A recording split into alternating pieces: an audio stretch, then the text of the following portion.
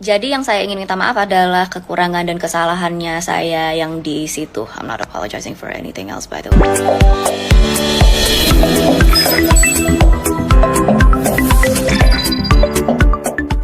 Top 5 pemakaian kosakata angin di Indonesia. Gue bikin ini karena gue sempat ngeliat video Indah Ji yang waktu itu bilang kalau Indonesia miskin kosakata. Shout out to Indah Ji. Gue di sini bukan mau membenarkan atau menyalahkan karena menurut gue nggak penting-penting banget gitu. Tapi gue di sini mau menunjukkan kehebatan kosakata bahasa Indonesia karena dari satu kosakata kalau letaknya beda itu artinya bakal bisa beda. Contohnya tuh Iya, yang bener, kata Bang. angin ini. Mari gue berikan contohnya. Yang kelima adalah angin-anginan. Nah, lo kalau orang Indonesia pasti tahu nih arti angin-anginan apaan gitu. Jadi kayak ini menunjukkan situasi yang tidak stabil ya sebetulnya. Kayak misalnya lo nonton bola ada pemain A gitu. Duh, ini pemain nih kadang mainnya bagus, kadang mainnya jelek. Angin-anginan dia. Gitu. Mobil gue juga nih kayaknya AC-nya rusak deh. Angin-anginan deh. Kadang AC-nya dingin, kadang enggak. Ya nggak tahu gue, kayaknya ada yang rusak deh. Nah, setahu gue cuma di Indonesia tuh yang ada gitu tuh, angin-anginan. Bahasa Inggrisnya nggak tahu kita apaan tuh. Nggak ada tuh win-winan tuh nggak ada. Yang keempat adalah masuk angin. Ini adalah penyakit signature orang Indonesia. Jangankan kata-kata bahasa Inggrisnya, penyakitnya pun nggak ada gitu di luar negeri sana gitu. Dan jarang gitu gue lihat kayak orang luar negeri tuh masuk angin gitu.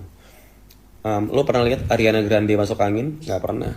Cristiano Ronaldo juga kalau misalnya masuk angin nggak sejago itu gitu. Nah, jadi ini kan pemakaian kata angin ini bisa dimasukin ke penyakit nggak sama orang Indonesia gitu. Lo cari di mana-mana bahasa Inggris masuk angin nggak akan ada gitu. Mau catching cold atau misalnya solution enter the bener wind, banget. jadi nggak ada gitu. Jadi ya lumayan keren sih kata-kata angin ini di Indonesia menurut gue. Yang ketiga adalah cari angin. Lo bayangin angin dicari sama orang Indonesia. Cuman kita tahu gitu artinya cari angin adalah kita cari udara segar gitu. Misalnya kita habis dari tempat indoor yang lumayan sumpek, lumayan lembab, kita keluar ke outdoor itu buat nyari angin gitu. Ini kalau di bahasa Inggris ini bakal bingung sih kayak ya I'm looking for the wind, I'm searching for a wind gitu kayak akan aneh gitu kayak misalnya kalau orang bule cari angin gitu. Ngerti gak sih kayak angin dicari sama orang Indonesia. Ini bingung juga gue sama orang Indonesia. Yang kedua adalah angin surga. Lo bayangin angin surga.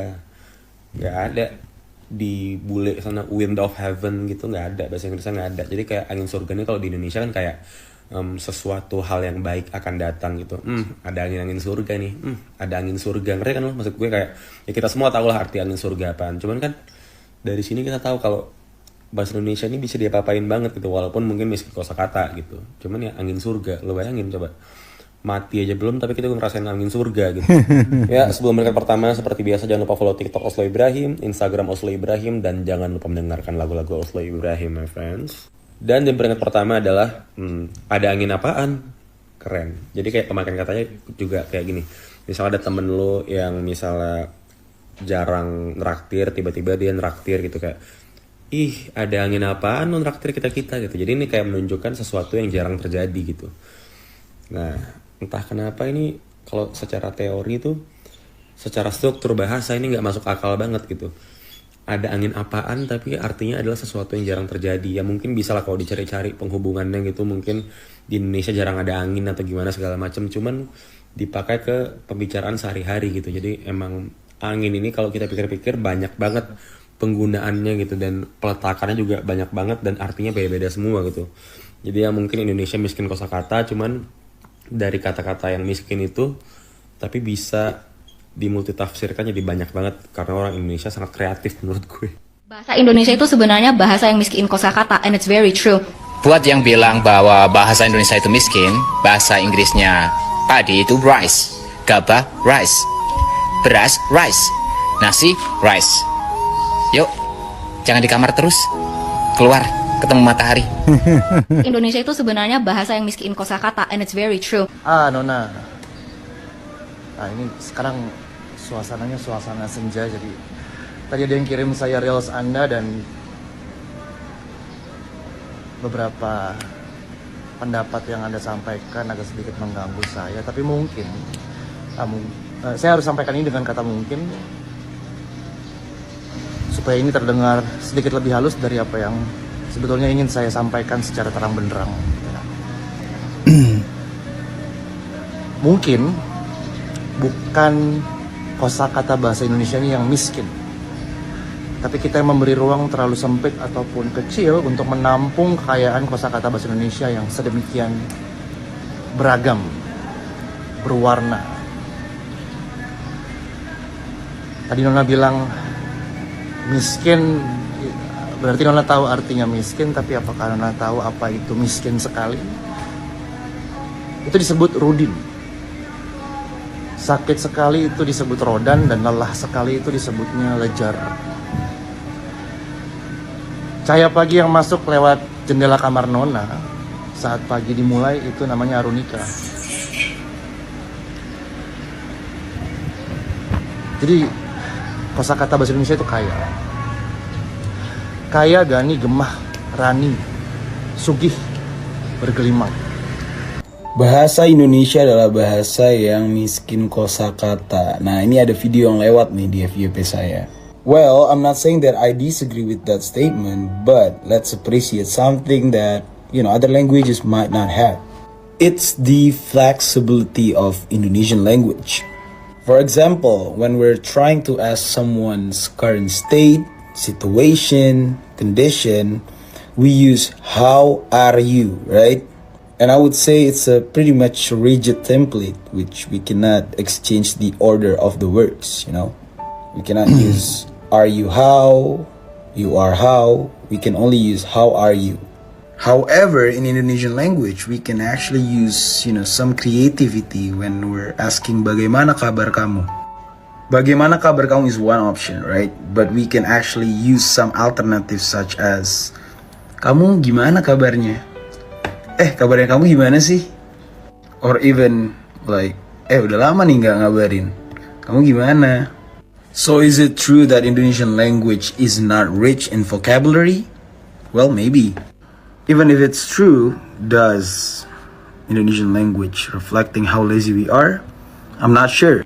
Because in fact, one phrase could up to several alternatives as I mentioned before. I think that's all from me. Pasming base out. Thank you. Hey, what's good everybody? It's your girl Indah G here, just wishing y'all an Eid Mubarak to those that celebrate. Semoga Allah menerima Ini amal Indah ibadah ya, kalian semua, since he's yang bilang definitely miskin. not accepting mine. And most importantly, minal aidin wal faizin, mohon maaf lahir dan batin kepada kalian semua. One thing that I really like about Eid whenever it rolls around every year is not only that it is a time of forgiving one another for each other's mistakes, but it's also a time of heavy introspection and self-reflection, which is something that I have been doing a lot, especially in light of my recent controversy. Yeah, let's talk about the elephant in the room since everybody's still piped up over that shit. And I will say this, I agree with a lot of the comments and DMs that I've been receiving from people saying that amongst all other things, the one thing that I really severely lack a lot of the times is sensitivity. And it's true, I'm a very crass person. And the number one most common feedback that I receive from everybody, whether it be followers and audience members to even the people in my personal life, they're always saying, Indah, you make a lot of really good points, and most of the time, you are factually accurate, but it's that you lack the ability to relay your information and convey your ideas in a way that is more gentle and more polite. I've come to realize that being a direct and straightforward personality has no place in a society like Indonesia, and I see that now, and I've come to terms with that now, and it is on me that I have not been able to assimilate my character and my demeanor to fit within my current local context. Jadi yang saya ingin minta maaf adalah kekurangan dan kesalahannya saya yang di situ. I'm not apologizing for anything else, by the way. But that one I definitely do have to apologize. Karena ya, semua dinamika dan respons dari beberapa hari ini memang membuat saya sadar bahwa masih banyak hal yang harus saya pelajari, terutama tentang budaya Indonesia. And while I'm at it, I also need to brush up on my Indonesian. Yes, I know. And moving forward, I will be sure to amend the way that I carry myself in front of the camera. I will be more selective with my words, and I will try to be more... Assalamualaikum warahmatullahi wabarakatuh. Video kali ini yang pada ditayangkan adalah kelanjutan dari informasi video sebelumnya, yaitu tentang seseorang yang mengatakan bahwa bahasa Indonesia kosakatanya sangat miskin. Dan kebetulan Fadi juga dapat informasinya bahwa namanya adalah Indah G, dan dia biasanya podcast menggunakan bahasa Inggris tentunya. Karena kebanggaannya menggunakan bahasa Inggris inilah yang menyebabkan dia terjebak dalam situasi dan kondisi di mana culture di Indonesia tidak semudah itu untuk menggunakan kata-kata yang lugas ataupun yang tegas dan cenderung untuk kasar. Karena harus ada kepintaran dan kepiawaian di dalam memilih kosakata yang pas untuk diungkapkan di dalam suatu dunia berita ya, atau mungkin podcast ataupun medsos. Tentu hal ini akan berdampak kepada bagaimana masyarakat bisa menerima apa yang dikatakan tersebut. Dari apa yang diuraikan tadi sudah ada tanggapan dari beberapa orang dan bahkan mungkin lebih dari yang Pade tayangkan ya tanggapannya ya, yang mengatakan dan memberikan contoh bahwa bahasa Indonesia itu sendiri sebenarnya adalah kaya akan kosakata. Namun kita tidak semua menggunakan kosakata tersebut dalam keseharian. Tentu hal ini perlu digali lagi untuk lebih bisa dikenal ketika kita ingin melakukan penambahan kosakata sesuai dengan kebutuhan kita di dalam komunikasi kita sehari-hari. Dan tentu inilah yang menjadi terlewatkan oleh saudari kita Indah ini, bahwa bahasa Indonesia tidak sesederhana itu. Sebenarnya sangat kompleks ketika bahasa Indonesia ini dipelajari dengan aturan-aturan kosakata yang ada, dengan peraturan-peraturan dari tata bahasanya yang ada. Ya, dan untuk kesusastraan sendiri bahasa Indonesia ini sangat cantik untuk membuat puisi dan segala macam, karena ini mencakup mampu untuk mengekspresikan perasaan dari apa yang dirasakan oleh seseorang ke dalam bentuk kata-kata. Sementara dalam bahasa Inggris hal tersebut tidak bisa mengena seperti dalam bahasa Indonesia, karena sudah ada beberapa contoh yang melakukan hal tersebut. Nah, tentu inilah yang harus kita waspadai, yang harus kita ingat bahwa kita tidak perlu harus terlalu bangga dengan semua produk dari luar negeri, karena semua produk dalam luar negeri tidak semuanya bermanfaat ketika kita salah menempatkan dalam penggunaannya. Seseorang Indonesia yang bangga dengan produk luar negeri, ya, tentu harus berpikir ulang, karena dia pun harus sebenarnya memikirkan bahwa apakah produk luar negeri ini bisa diterapkan di Indonesia, atau kalaupun Indonesia kekurangan dengan produk tersebut, bagaimana caranya mengangkat produk Indonesia ini menjadi lebih baik lagi. Jadi bukan istilahnya harus mengatakan hal-hal yang negatif ya, tetapi tanpa memberikan usaha untuk yang positifnya. Ya, tentu hal ini akan menyebabkan suatu pro dan kontra tentunya. Nah, alhamdulillahnya para netizen ya berkata dengan baik-baik kepada Indah ini bahwa bukan kesalahan dia ketika dia melakukan atau mengucapkan kata-kata tersebut, namun perlu untuk bisa lebih mengontrol diri di dalam mengungkapkan kata-kata yang bisa dipilih ya sesuai dengan culture di Indonesia. Culture di Indonesia ini ada memiliki tingkatan di dalam menyampaikan sesuatu, mulai dari yang sifatnya kasar ya, kemudian sedang dan juga halus. Nah, inilah yang harus dipilah-pilah sesuai dengan situasinya. Nah, kalau anak-anak muda kita yang mungkin ya, ini mungkin ya pendapat Padi pribadi, kalau dia sekolahnya aja mungkin dari SD sudah di sekolah internasional yang notabene bahasanya bahasa Inggris yang dipakai di dalam komunikasi di sekolah tersebut, kemudian dari sekolah internasional setelah lulus ya dia pergi ke luar negeri untuk sekolah lebih lanjut lagi, lebih tinggi lagi, pakai bahasa Inggris lagi, ditambah lagi mungkin kepribadiannya ya yang kurang mengena atau ya bisa dikatakan emosional ya, kemudian rasa percaya dirinya yang begitu kuat, padahal ilmu tentang apa yang dia katakan pun belum tentu mencukupi untuk bisa menerangkan tentang apa yang sedang dia bicarakan. Nah, ketika dia pulang ke Indonesia, dia bangga dengan bahasa Inggrisnya, lalu memandang rendah dengan bahasa ibu yang tempat dia tinggal saat ini. Tentu hal ini akan menimbulkan satu gejolak di dalam masyarakat karena dipublish ya. Nah, alhamdulillahnya lagi dia menyadari tentang kekurangannya ataupun kesalahan yang dia lakukan terhadap komentar yang diberikan tentang bahasa Indonesia. Tentu bukan berarti bahasa Indonesia ini tidak ada kekurangan, ada kekurangannya. Namun kekurangan tersebut bukan mengartikan bahwa bahasa Indonesia itu adalah sesuatu bahasa yang harus dilecehkan, bahasa yang harus dinistakan. Itu tidak seperti itu. Ya, kita orang Indonesia bangga dengan punya bahasa Indonesia karena bahasa Indonesia hanya satu-satunya di dunia yang bisa mempersatukan suku bangsa yang ada di Indonesia, yaitu kurang lebih 700 suku bangsa. Coba bayangkan, bahasa mana di dunia ini yang bisa menyatukan suku bangsa di negaranya masing-masing? Nggak ada kecuali bahasa Indonesia. Dan bahasa Indonesia ini diciptakan atau dibuat itu adalah berdasarkan kebutuhan.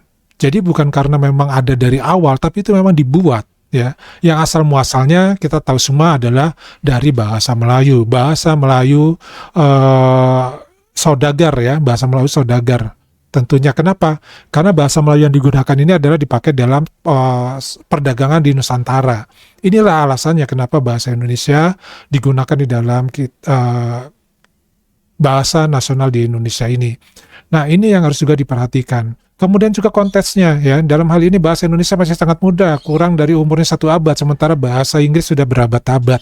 Dan bahasa Inggris jangan salah, juga menyerap dari kosakata bahasa asing yang lainnya. Dan mungkin juga ada kosakata dari bahasa Indian misalkan, kalau memang dia berada di Amerika. Atau kalau di Inggris ya mungkin ada bahasa-bahasa yang mendekati dengan bahasa-bahasa yang suku-suku di Inggris itu sendiri. Dan tidak menampik juga ya, hal tersebut bisa saja terjadi dengan bahasa-bahasa yang lain. Jadi peluang untuk bahasa Indonesia ini menjadi bahasa yang besar itu sangat besar karena bahasa Indonesia mampu untuk mengikuti perkembangan zaman, sehingga serapan ataupun mengambil dari suku kata bahasa daerah ataupun bahasa asing itu masih sangat mungkin dilakukan. Jadi janganlah istilahnya mengecilkan produk kita sendiri ya, sementara kita mengagung-agungkan produk dari luar negeri. Harusnya dibalik ya. Nah, mudah-mudahan anak-anak muda zaman sekarang yang memang jago bahasa Inggris, jago bahasa yang lainnya ya selain bahasa Indonesia, kemudian sekolahnya juga di luar negeri, besar di luar negeri dengan pola pikir luar negeri, ketika datang ke Indonesia hendaknya juga belajar culture Indonesia itu sendiri sehingga tidak terjebak di dalam komunikasi di Indonesia. Anda boleh ya berkata tegas, Anda boleh belak-belakan, Anda boleh langsung berkata terus terang, nggak apa-apa, nggak ada masalah, selama ada penjelasannya. Kenapa Anda berkata seperti itu? Dan juga ada kondisi ataupun validasi yang jelas, jangan mengeneralisasikan. Inilah yang penting. Nah, bagaimana menurut teman-teman? Pendapatnya silakan tulis di kolom komentar. Pak D tunggu ya, nanti Pak D coba baca. Kemudian juga sampai di sini video kali ini. Wassalamualaikum warahmatullahi wabarakatuh.